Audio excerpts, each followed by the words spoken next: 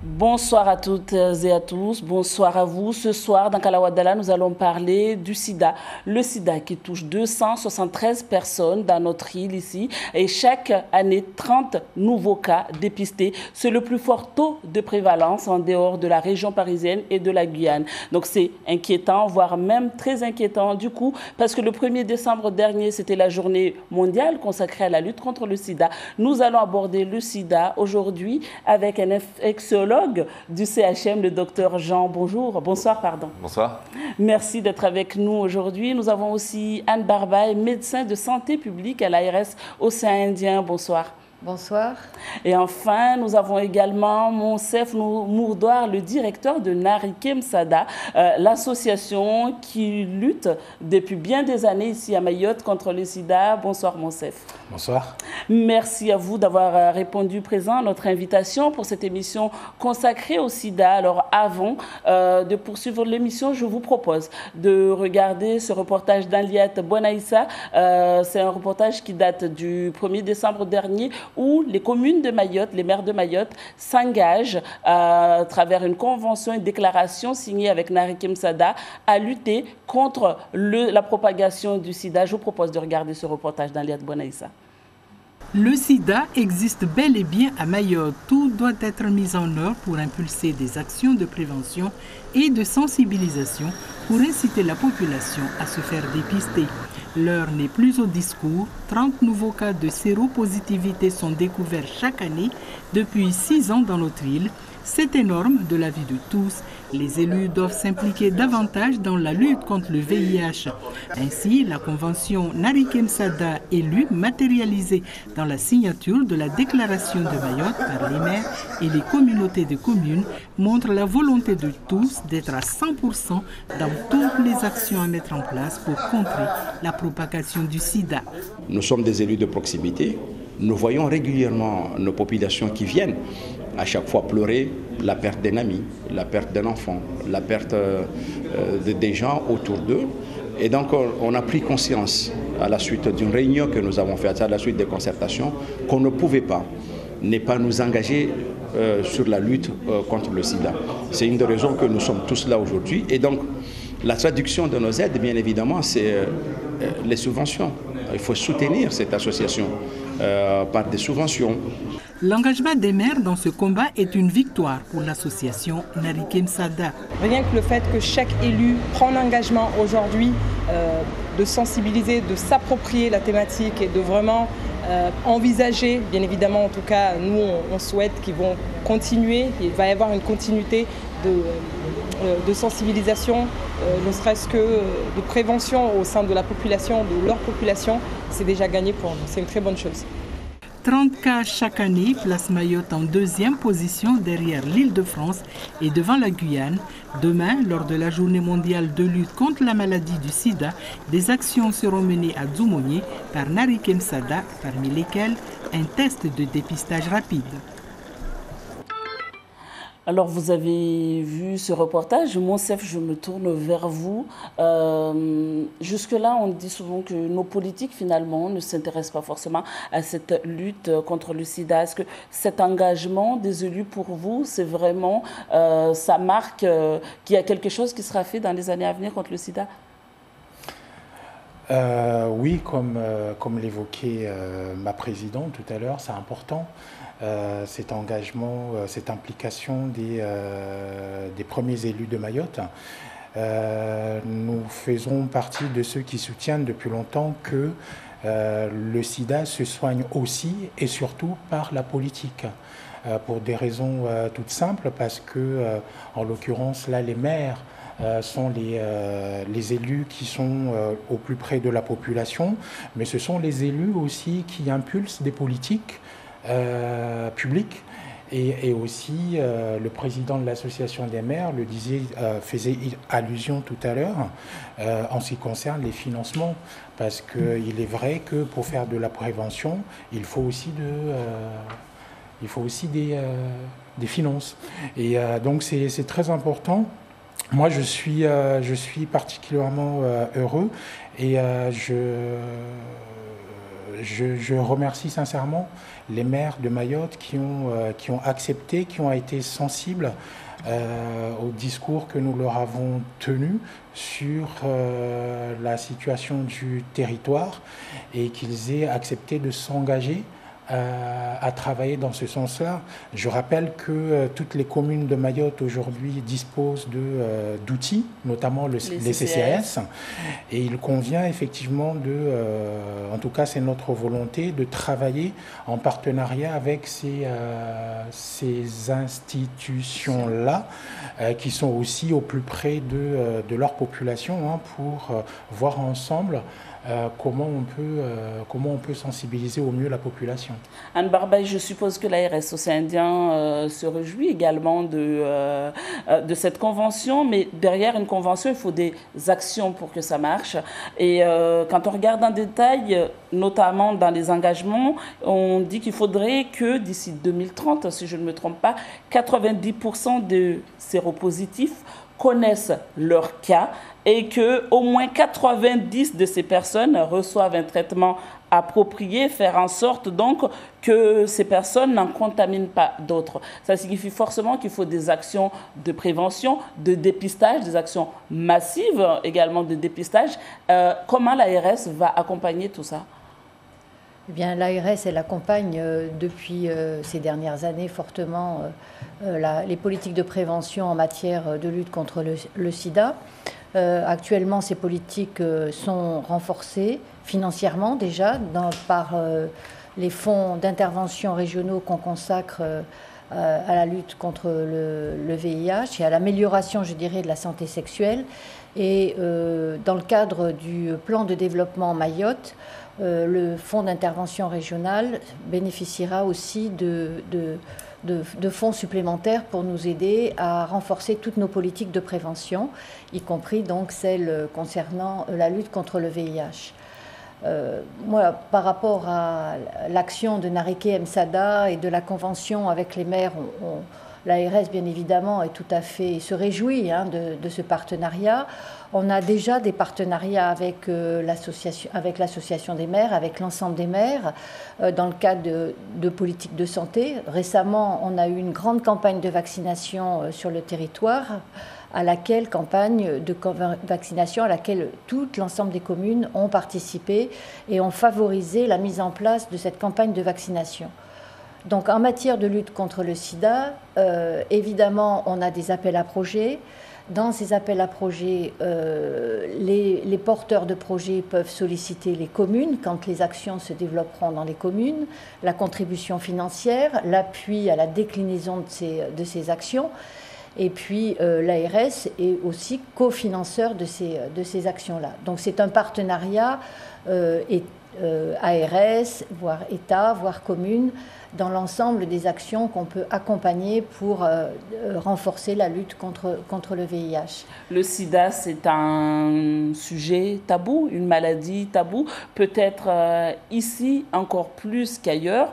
Le fait que ces élus de proximité s'engagent, c'est bien, mais vous, aujourd'hui, est-ce que vous avez un moyen de pression pour que réellement ils mettent en œuvre ce dont ils se sont engagés à faire ou pas ? Alors, je ne parlerai pas de moyens de pression, ce n'est pas ça l'objectif.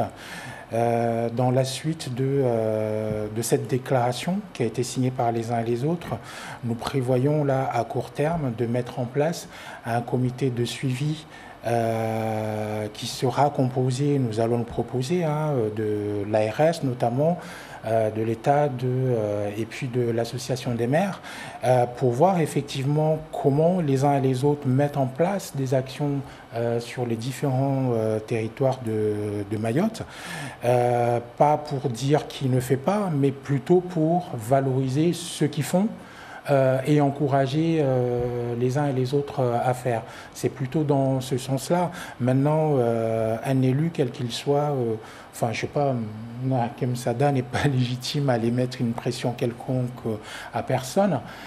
C'est pas dans cette idée-là. Alors, je parlais de pression, Parce que le sida, on en parle depuis des années ici. Tout le monde sait que le sida existe ici. Après, en termes de lutte contre la maladie, en tant qu'observatrice, on a l'impression qu'il n'y a pas grand-chose. Le 1er décembre, on en parle, on sait qu'il y a Nari Kimsada, mais à part ça, réellement, on a l'impression qu'il n'y a pas autre chose. Alors, il y a des choses qui se font de plus en plus. Il y a d'autres associations, de plus en plus, il faut le souligner, c'est une très bonne chose, qui s'approprient cette thématique petit à petit.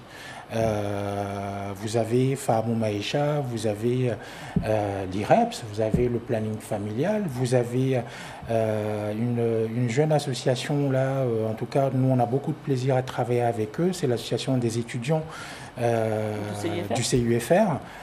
Qui ont des initiatives qui sont assez imaginatifs et je pense qu'il faut accompagner cette émergence-là. Plus on en parlera, plus il y aura des gens qui en parlent et mieux ça sera. Le fait que, et vous l'avez noté, c'est vrai que pendant longtemps on a l'impression qu'à partir du 2 décembre, il n'y a rien. C'est vrai que pendant longtemps, ça a été une réalité. Mais c'est vrai qu'on en parlait il n'y a pas longtemps avec Anne Barbaille, qu'il faut qu'on apprenne aussi à valoriser ce que les uns et les autres nous faisons dans le quotidien. Mais pour autant, il y a encore beaucoup de choses à faire, c'est vrai. Docteur Jean, vous êtes au CHM, donc vous voyez aussi les malades qui arrivent. Vous êtes sans doute mieux que quiconque confronté aussi à cette question de tabou liée à la maladie. Comment ça s'exprime par rapport aux patients? Ça s'exprime très clairement, hein. C'est-à-dire que la première chose, c'est que classiquement, les patients que l'on suit n'informent pas leur partenaire de leur statut sérologique, de peur d'être rejetés du milieu familial, du milieu social. Et les personnes préfèrent garder le secret pour eux. Alors nous les incitons à communiquer avec leur partenaire. Mais ils ne se disent pas, par exemple, que ça pourrait être le conjoint qui les a contaminés? C'est assez curieux, mais c'est une question qui ne se pose pas. Ouais. Alors que nous, on ne fait pas éveiller dans les consciences. On incite en tout cas à de toute façon communiquer avec le partenaire pour éviter la transmission si le partenaire est négatif et pour inciter aussi le partenaire à venir se faire dépister. On y arrive de plus en plus. Cette année, on a réussi à dépister un certain nombre de partenaires, mais dans une grande majorité des cas, les gens préfèrent garder le secret parce qu'ils ont une expérience autour d'eux, d'une cousine, d'une amie qui a été rejetée par son mari, par le milieu familial, par le milieu social, et que la personne s'est trouvée très isolée. Et effectivement, on se rend compte que quand on parle du sida, c'est un peu vrai partout quand même, plus ici, mais c'est quand même vrai encore partout. Les gens ont un regard assez accusateur finalement sur la personne qui va révéler son statut sérologique. Et aujourd'hui, c'est une question qui est extrêmement difficile à aborder pour les patients, dans la cellule familiale la plus proche et aussi dans l'entourage social un peu plus élargi. Est-ce que ça n'est pas encore plus difficile à aborder? Parce que j'ai envie de dire qu'on est dans un territoire où il y a beaucoup de pauvreté, beaucoup de misère, et donc des sujets déjà qui préoccupent, il y en a beaucoup. Quand on n'a rien à manger, quand on vit, on ne sait pas où dormir ou autre. Est-ce que finalement la question du sida, c'est une question un peu générale, mais je vous pose à vous tous, est-ce que la question du sida finalement n'a pas été reléguée aux secondes zones parce qu'on a d'autres préoccupations ici? Je vois Monsef qui acquiesce. Oui, pardon, clairement. Moi, je pense que parmi les urgences urgentes qu'il peut y avoir à Mayotte, le sida n'en fait pas partie parce que tout simplement, il n'est pas visible. Ce n'est pas marqué sur le front des gens. C'est pas demain la veille qu'on verra des séropositifs barrer le rond-point El Farouk pour manifester, etc., etc. Donc c'est pas quelque chose qui est visible. Les autres sujets sont visibles parce que il y a des revendications qui sont là. Mais pour autant, on sait aussi que ce sida-là fait son lit parmi tout ce que vous venez de dénoncer, à savoir la misère, la précarité sociale, qui est prégnante à Mayotte. Il y a beaucoup de gens à Mayotte qui n'arrivent pas à assurer le minimum de base, c'est-à-dire se nourrir, tout simplement. Donc ça, il faut se le dire, il faut le savoir. Donc, quand on n'arrive pas à se nourrir, on ne se dit pas qu'il faut que je m'achète un préservatif. On ne se dit pas qu'il faut s'acheter un préservatif. Et ça conduit aussi à d'autres comportements à risque, notamment tout ce qui est lié à la prostitution. Alors on a la prostitution qui est visible, à Mamoudzou, voilà, à la jetée, tout le monde connaît, mais celle qui est plus inquiétante pour nous, c'est celle domestique, celle qui se passe dans les villages, entre voisins, parce que une maman qui a besoin tout simplement de pouvoir nourrir son gamin. Donc qui va voir son voisin, un tripotement en entraînant un autre moyennant 2 €, 5 € pour donner de quoi manger à son gamin. Et là, il n'est pas question de préservatif. Eh bien voilà, vous touchez du doigt quelque chose, je me dis, qui est essentiel. Vous avez une connaissance de notre société, vous savez comment ça fonctionne, parce que ces personnes ne se considèrent même pas, c'est pas forcément de la prostitution pour eux, ce genre de relations, mais ces relations ne sont pas protégées. Comment faire aujourd'hui en termes de prévention pour toucher ces personnes? Quelle campagne de sensibilisation pour aller justement vers ces personnes également? Je vous regarde, Madame Barbaye. Il y a différents moyens de communiquer. D'abord, on peut avoir des politiques de communication un peu globales, comme la journée du 1er décembre, où on communique de façon mais on sait que ça ne marche pas. Si, ça marche, puisqu'on en parle quand même un petit peu. Mais la communication, ça demande du temps. Ce que je veux dire par là, quand je vous dis que ça ne marche pas, c'est que les gens instaurent une certaine distance. C'est-à-dire que quand ils vont regarder, ils regardent cette émission, ils disent « je ne suis pas forcément concerné ».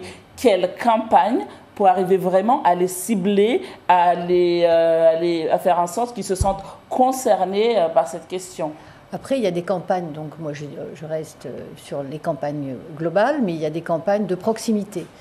C'est-à-dire dans certains quartiers avec des agents de santé, c'est le rôle des associations aussi de faire de l'information, de la communication. Je reprends l'exemple du 1er décembre. On a choisi spécifiquement des territoires vers lesquels on va habituellement moins en termes d'action.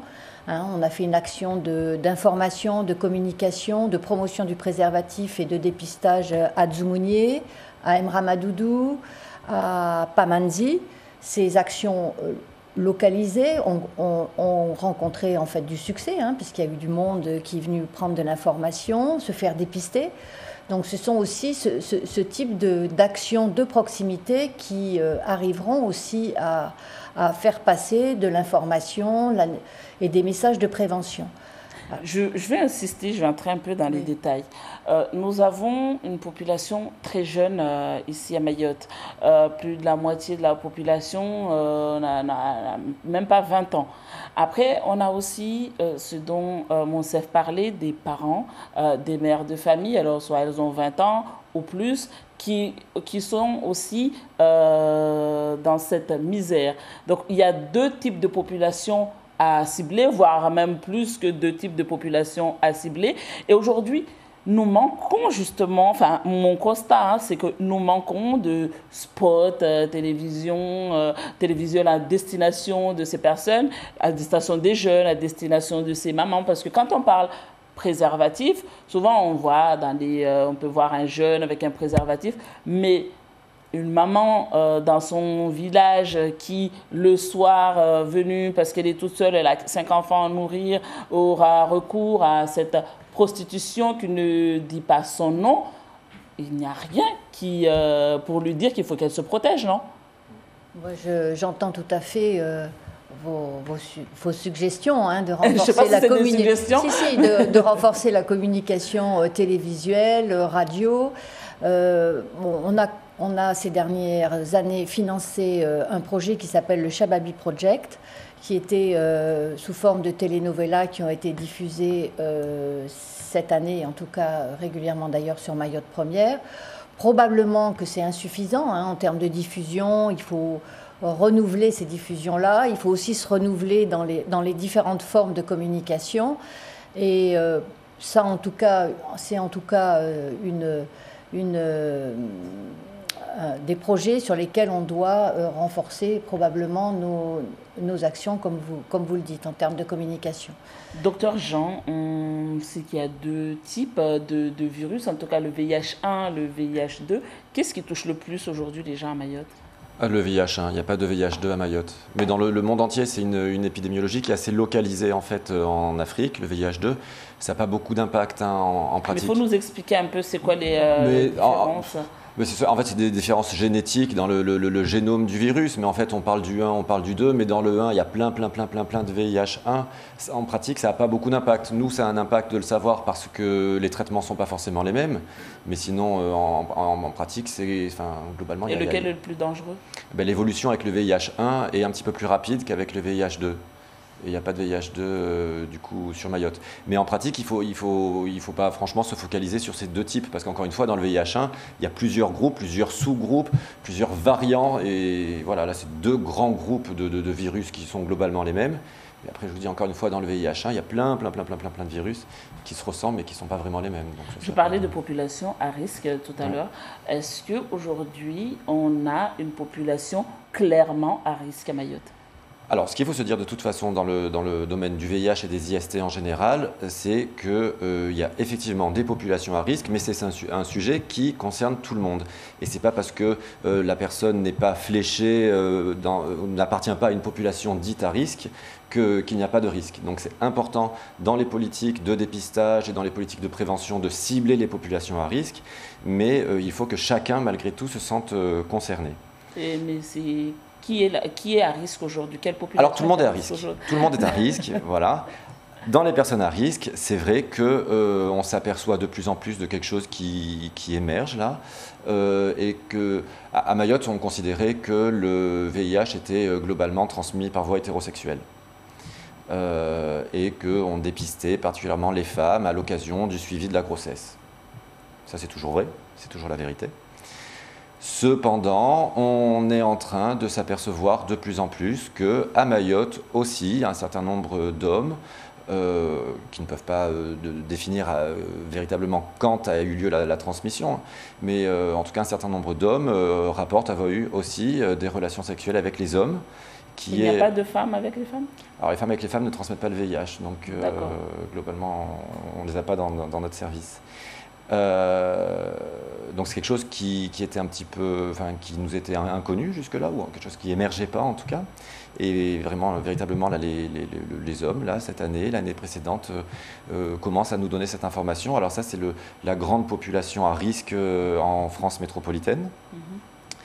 Après, comme on l'a évoqué, voilà, les femmes qui ont recours aux relations sexuelles tarifées, alors toutes évidemment ne nous informent pas que dans les années précédentes elles ont eu des relations sexuelles tarifées, mais c'est quelque chose qui nous interpelle aussi. Et après, c'est vrai que l'épidémiologie à Mayotte est un petit peu différente de celle qu'on peut voir en France métropolitaine et même aussi d'ailleurs dans les autres DOM. C'est qu'on reste quand même sur cette épidémiologie de la femme jeune en âge de procréer. Et ce qui veut bien dire que, justement, même si les groupes à risque semblent émerger à Mayotte, il faut que chacun se sente quand même concerné parce qu'on a une petite photographie qui est un petit peu différente de ce qu'on voit en France métropolitaine. Il faut peut-être préciser aussi que dans le groupe d'hommes ayant des rapports sexuels avec d'autres hommes, il y a peut-être aussi le fait qu'on a de plus en plus d'hommes aujourd'hui qui assument leur orientation sexuelle. Ça ne veut pas dire qu'il n'y en avait pas avant dans les personnes qui sont suivies par le CHM. Moi, je pense que le phénomène, c'est plutôt qu'aujourd'hui, on a de plus en plus d'hommes qui assument qu'ils sont hétérosexuels, en tout cas, homosexuels, pardon, et en tout cas qui l'expriment. Vous disiez qu'on dépistait plus les femmes parce que lors de la grossesse, forcément aussi, il y a ces tests. Quand on découvre qu'une future mère est séropositive, est-ce qu'on n'a pas l'obligation d'informer le père? Non. Le secret médical prévaut toujours et même sur la mise en danger d'autrui. Le secret médical est au-dessus. Et là, il y a des histoires de loi, de procès, tout ça qui l'ont prouvé. Le secret médical est au-dessus. On n'a pas le droit de communiquer une information à caractère médical à qui que ce soit. sans le consentement de la personne, évidemment. Donc si la maman s'y oppose, on n'a aucun recours, à part la convaincre et l'orienter vers les associations qui participeront aussi à... Et de manière générale, comment ça se passe Le SPA. De SPA? Non. Donc, c'est quoi le taux? C'est 62%, c'est ça? Donc ça veut dire que ces femmes-là, il n'y en a aucune qui ont dit à leur mari... Non, parce que je vous dis, cette année, on se rend compte qu'on réussit à avoir en dépistage un certain nombre de partenaires. Elles le disent peu, j'exagère. Je ne pourrais pas vous dire les proportions exactes, mais c'est vrai que ça reste quand même très secret. Juste pour compléter sur l'épidémiologie, effectivement, c'est dans l'épidémiologie actuelle, les 2/3 des patients atteints sont des femmes, mais parce qu'elles se font dépister plus fréquemment. Hein, donc c'est aussi un biais, si vous voulez, parce qu'il y a une population qui est non dépistée, probablement celle des conjoints, celle des partenaires, et en particulier des hommes. Hein. Donc c'est en fait aussi une incitation forte au dépistage envers les hommes, et envers les hommes 25-45 ans au moins. Comment dépister les hommes alors? Comment aujourd'hui arriver à toucher cette population-là? Nous réfléchissons, nous cherchons. Oui. On a des signes encourageants. Je pense qu'il faut aller vers les populations et développer ce qu'on appelle des stratégies avancées de dépistage par test rapide. On a maintenant à notre disposition les tests rapides d'orientation diagnostique en matière de VIH qui permettent d'avoir immédiatement le résultat du test. Alors, il y a certaines réserves sur ce test, mais c'est un test extrêmement fiable. Et le 1er décembre a été l'occasion de développer ces actions de dépistage en stratégie avancée. C'est ce qu'on a fait avec le partenariat du centre hospitalier, du planning familial, du CEGID, du centre hospitalier également, à Emramadoudou, à Djoumounié et à Pamanzi. Juste pour finir, ce que je voulais dire, c'est que dans ces opérations-là, on a vu beaucoup de monde venir et on a vu beaucoup d'hommes venir. Donc il faut donner finalement en proximité les moyens de venir accéder facilement à un dépistage. Vous parlez du TROD il y a quelques années, je me semble avoir fait déjà le reportage sur ça, mais est-ce que finalement c'est pas que les gens ne sont pas au courant, c'est que les gens aussi ont peur de la vérité? Ah ouais, non. C'est quelque chose c'est une question qui se posait justement au moment de faire venir les TROD à Mayotte. On parlait beaucoup de l'acceptabilité. Est-ce que les gens vont accepter les TROD? Donc là, c'est la 2e année qu'à l'occasion du 1er décembre, on va troder donc à droite à gauche. Nariquet le fait dans ses locaux. Et moi, je peux vous dire qu'il n'y a aucun problème d'acceptabilité. Je me souviens du 1er décembre, faisait la queue une jeune fille, sa grand-mère qui traverse, et la petite jeune fille fait coucou à sa grand-mère. Il n'y avait aucun souci. La jeune fille était là, attendait de passer tranquillement faire ses TROD en public devant sa famille. Il n'y avait aucune d'appréhension. Oui, j'ai compris d'appréhension. Je veux dire par rapport à soi-même. Il faut dire que les gens venaient sans aucune appréhension, ni personnelle, ni de l'entourage. Et les gens venaient et il y avait une acceptabilité parfaite de ce test, tant par les personnes qui venaient, il y a eu du monde, il y a eu du succès, et les gens n'avaient pas été sélectionnés, les gens n'avaient pas été choisis, c'était le tout venant, c'était les gens qui venaient. Et simplement le fait de donner l'occasion... Du dépistage d'une manière générale, pas du dépistage rapide. Du dépistage d'une manière générale, la peur du résultat. Est-ce que vous le ressentez, Monsef, ça? Oui, clairement, mais pour aller dans le même sens avec le docteur Jean, le TROD, j'ai l'impression qu'il est en train de changer la donne. C'est vrai que par rapport aux hommes, moi je vois le TROD que nous proposons dans nos locaux, nous avons plus d'hommes qu'autre chose. Donc ce qui nous fait dire que en plus de la peur du résultat, il y avait aussi d'autres freins qui étaient à cette question de délai d'attente pour avoir le résultat. Non seulement on en a peur, mais il faut attendre, il y avait du temps. Et puis aussi le fait de l'accessibilité, de la proximité. Ça a été dit, les opérations du 1er décembre depuis 3 ans maintenant, c'est vrai qu'en général, voilà, à 18h, on est obligé de dire aux gens c'est bon, rendez-vous demain à Narek Msada ou au Cégide, ou je ne sais pas. Donc, c'est un franc succès, les opérations du 1er décembre. Et au-delà? Et au-delà, il faut que nous trouvions le moyen, en tout cas en ce qui nous concerne, d'aller au plus près de la population, de pouvoir quitter nos locaux, effectivement, d'aller... parce que c'est vrai que je pense qu'il doit être difficile pour des gens qui sont, je dis n'importe quoi, Mtsamboro, qui attendra peut-être l'occasion de venir à Mamoudzou pour profiter de ce trou D. Oui, Madame Barbet. Juste, je voudrais quand même rappeler qu'on peut avoir un test de dépistage. Alors, ce n'est pas forcément un test rapide, mais on peut toujours bénéficier d'un test de dépistage prescrit par votre médecin traitant, prescrit également en centre de référence. Le Cégide fait également des consultations et propose des dépistages. On a donc l'association Nareke Msada a été habilitée au test rapide. On est en voie d'habiliter d'autres associations au test rapide. C'est ce qu'on appelle les tests communautaires. Et actuellement, on a toute une réflexion avec les pharmaciens et probablement les médecins généralistes pour aussi travailler avec un certain nombre de médecins et pharmaciens volontaires pour proposer le test rapide de façon plus proche. Vous parlez du dépistage, on va aussi parler aussi du préservatif et de l'accès au préservatif. Alors je vous propose de regarder ce reportage d'Anastasia Laguera justement sur cette mesure qui a été prise récemment pour le remboursement du préservatif. Regardez ce reportage d'Anastasia Laguera.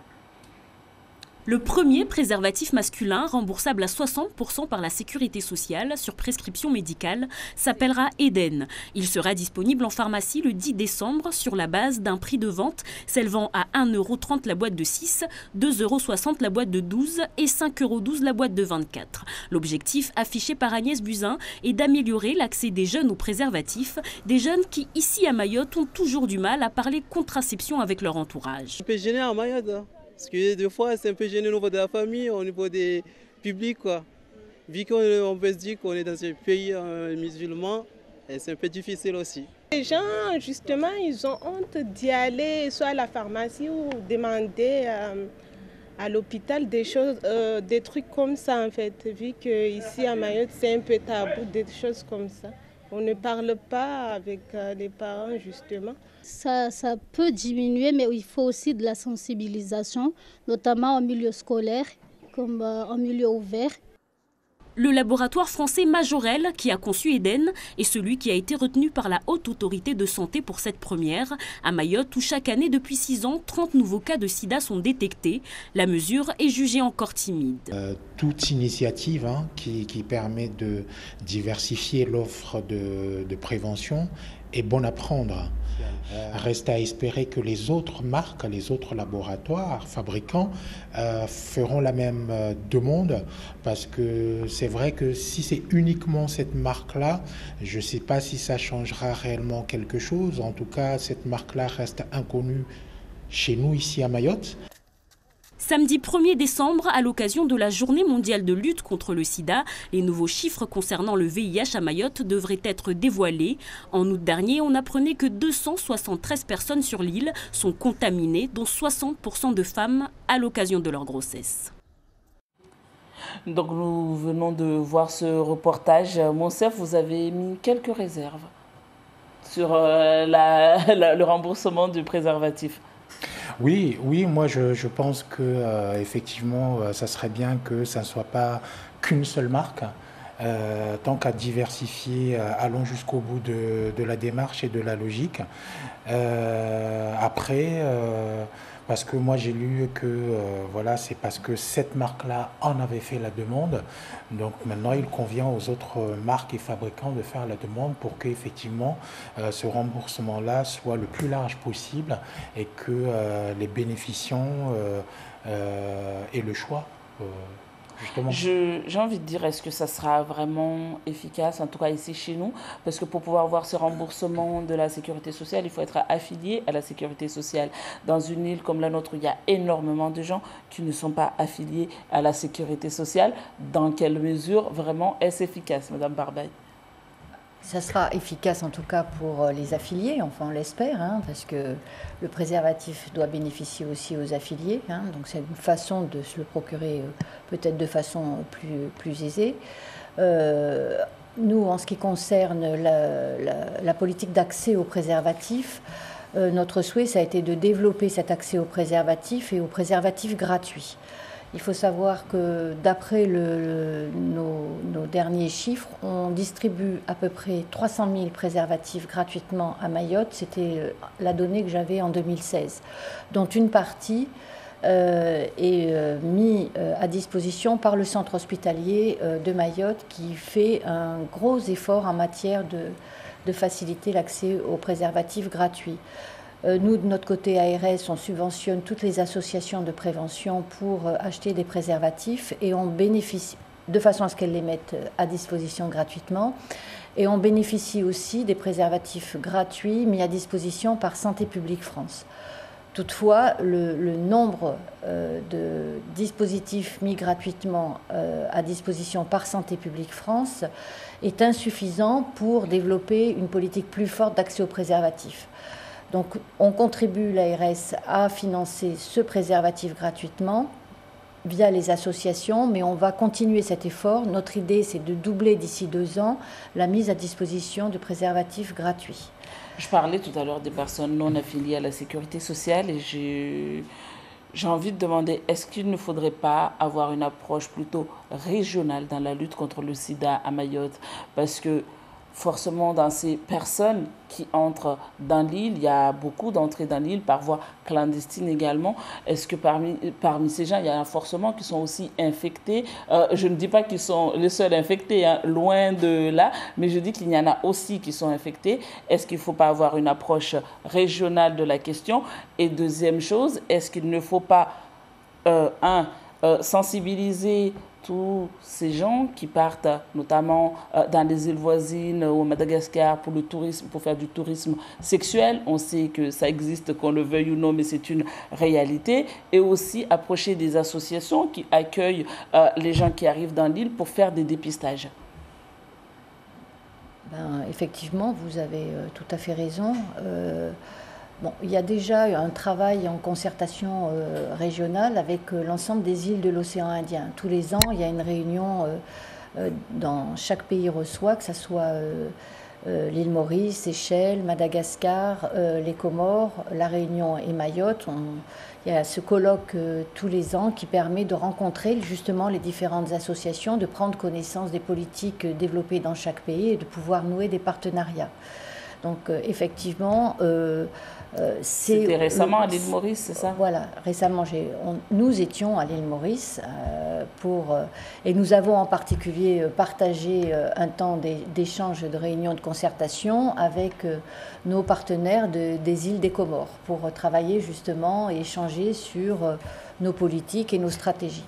Donc on est effectivement dans cette construction. Ça reste toujours un peu difficile quand même, parce que les politiques ne sont pas forcément tout le temps les mêmes, les populations ne sont pas tout le temps les mêmes. Mais ce qui est important, c'est de pouvoir se rencontrer et de faire connaissance effectivement avec les différentes associations qui travaillent sur le terrain. Alors, en ce qui concerne Madagascar, et effectivement la problématique du tourisme sexuel, mais sans jeter non plus faut raison garder sur Madagascar et sur tout l'intérêt que présente l'île de Madagascar. Effectivement, je pense qu'il y a une communication et une information à faire plus fortement en direction des populations, des personnes qui s'y rendent pour certains voyages. On échangeait tout à l'heure et on évoquait l'intérêt aussi d'installer des distributeurs de préservatifs, ne serait-ce qu'à l'aéroport, et de faire de l'information. On a commencé à installer et à financer l'association Fahamou Maïcha sur l'installation de distributeurs de préservatifs dans l'île. Il y en a 6 actuellement installés, mais notre action vise à compléter ce dispositif, et en particulier l'aéroport nous semblerait en tout cas certainement à privilégier. Monsef, comment faire pour que les gens puissent accéder plus facilement aux préservatifs? Oui, avant de répondre à cette question-là, sur cette question de la régionalisation, et de ce colloque dont faisait allusion Anne Barbaille. Il faut rappeler quand même c'est le colloque de lutte contre le VIH-Sida Océan Indien, donc qui se veut régional. Je signale quand même ici que malgré les efforts qui sont faits par les uns et les autres depuis des années, nous sommes invités. J'ai envie de parler de tolérance. Mayotte est tolérée dans ce colloque-là. Tolérée mais pas acceptée, pas intégrée? Moi, ça fait des années que je participe à ce colloque. Je n'y vais plus. Pourquoi? Parce que ça me révolte que toute une région se réunisse pour parler de stigmatisation, de discrimination, pour réfléchir ensemble à une réponse collective contre un machin. Et que pour des raisons politiques, on ne soit pas en mesure de faire la part des choses. Pour des raisons politiques, on met Mayotte de côté. Pour les mêmes raisons que Mayotte ne participe pas aux Jeux des îles, etc. Ça, c'est un volet politique, je ne suis pas politique. Mais en même temps, ça entre dedans également. Voilà, mais c'est une réalité. Maintenant, il est vrai que ces dernières années, les choses se réchauffent, puisque Anne Barbaille le disait tout à l'heure, voilà, il y a des rencontres qui se font, il y a des discussions qui se font, c'est très bien. Mais ce n'est pas encore demain que Mayotte accueillera ce colloque à Mayotte. Donc, tant que les gens de la région ne réaliseront pas que Mayotte est aussi concernée et qu'il y a une interpénétration régionale qui est avérée et que Mayotte ne peut pas, et qui est quotidienne, et que Mayotte, il faut peut-être qu'on aille voir ce qui se passe à Mayotte au lieu que juste Mayotte soit invité à donner les chiffres de Mayotte et à l'occasion de différents ateliers qu'on discute, etc., etc., etc. Pour en revenir à votre question, il y a beaucoup de choses qui se font. Anne Barbaille l'a souligné tout à l'heure, mais c'est vrai que ça reste insuffisant. Et c'est dans cet état d'esprit-là que nous avons sincèrement voulu impliquer les communes. Parce que l'État, l'ARS, prend sa part. Cette histoire-là concerne tout le monde. Et je pense que c'est en mettant tout le monde autour de la table, en mutualisant les moyens, qu'elles soient financiers ou d'idées, etc., qu'on arrivera à faire bouger les lignes. Je pense qu'il est important que les communes réfléchissent aussi à leur machin, comment favoriser l'accès aux préservatifs. Qu'on le vende dans les doukas, par exemple, et d'autres endroits qui restent à imaginer. Est-ce que c'est pas gênant? Concrètement, on arrive, vous arrivez, vous allez voir votre voisine, sachant que vous êtes marié par exemple, vous allez voir votre voisine qui a le douka qui dit ouais, est-ce que je pourrais avoir un préservatif? Est-ce que ça va pas être gênant pour les gens? Nous en avons fait une expérience qui a été plutôt positive.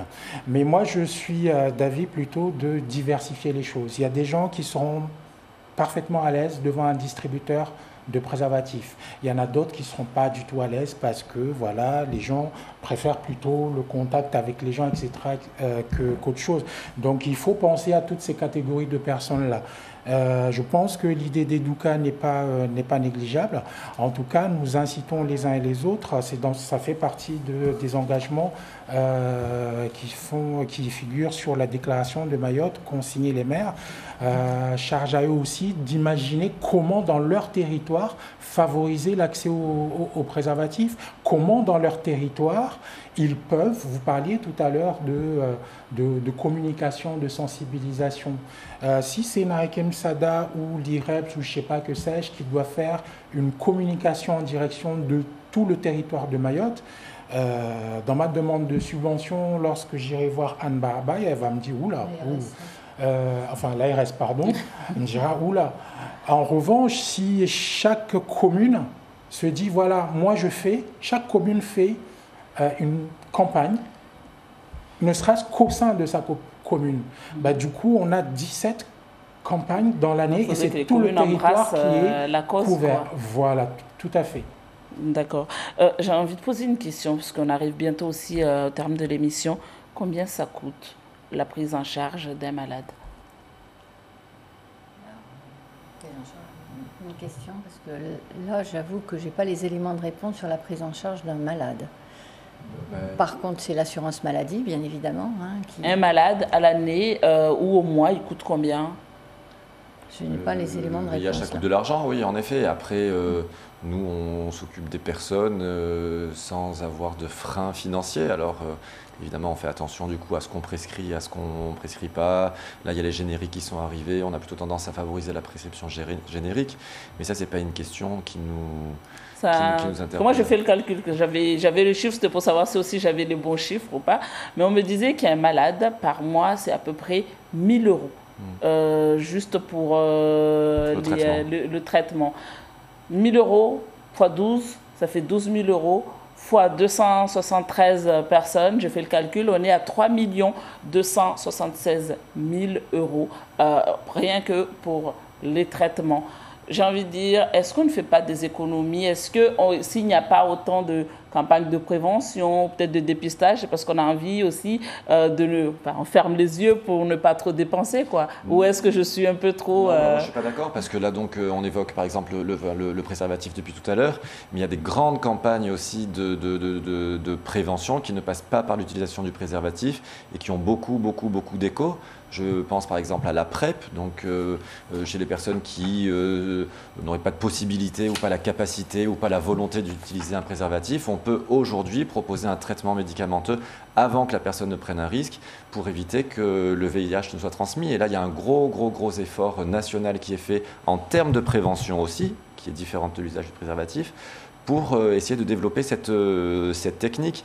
Le dépistage aussi, et tous les discours qu'on a eus sur le dépistage depuis tout à l'heure, ça aussi c'est de la prévention, parce que dépister quelqu'un, c'est faire intégrer quelqu'un dans le système de soins, que cette personne bénéficie des traitements et que cette personne ne transmette plus le traitement. Donc ça, c'est une politique aussi depuis 2013, on traite tout le monde. Avant, on traitait qu'à partir d'un certain seuil de défense immunitaire. Maintenant, on traite tout le monde dès le diagnostic. Pourquoi?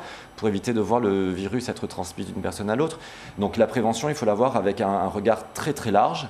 L'utilisation du préservatif, les traitements post-exposition quand la personne a pris un risque, la prévention pré-exposition avant que la personne ne prenne un risque, traiter les personnes, tout ça c'est la prévention. Et il y a un gros effort financier orienté dans la prévention par l'utilisation du préservatif et par toutes ces autres techniques. On a l'un des plus forts taux de prévalence de la France, en dehors de la région parisienne et de la Guyane. Après, c'est Mayotte. C'est qu'il y a quelque chose, quelque part, qui ne fonctionne pas bien, non? Juste, c'est pas un fort taux de prévalence, c'est-à-dire que le nombre de tests positifs sur le nombre de tests par rapport réalisés... au nombre de la population également. C'est assez élevé. C'est assez élevé, mais on ramène ça au nombre... Enfin, c'est au nombre de tests positifs sur le nombre de tests réalisés. Effectivement, parce qu'on a un dépistage qui s'améliore et qui est plus important, on dépiste plus aussi. Il faut aussi prendre... C'est aussi peut-être le revers d'un dépistage renforcé. Mais encore heureux qu'on dépiste plus, voilà. Parce que ça signifie qu'on ne saurait pas pour toutes ces personnes. Donc, voilà. Oui, Monsef? Oui, moi je voulais dire... effectivement, ça a un coût. La prise en charge du VIH, d'une manière générale. Là, vous parliez du coût du traitement. Il y a aussi le coût des consultations, des différentes analyses, etc. etc. Donc, bien sûr qu'on l'a dit et redit depuis tout à l'heure, il y a beaucoup de choses qui sont faites. Beaucoup reste à faire. Beaucoup reste à faire et encore une fois, c'est dans cet état d'esprit que nous essayons d'impliquer les uns et les autres, notamment les communes. Cette déclaration de Mayotte, là, juste vite fait expliquer en fait c'est quoi. On parle des fameux 3,90.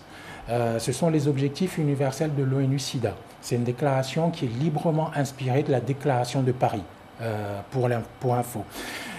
Sur les 3,90 que vous avez énumérés tout à l'heure, il faut savoir qu'à Mayotte, nous en avons déjà atteint 2 au jour d'aujourd'hui.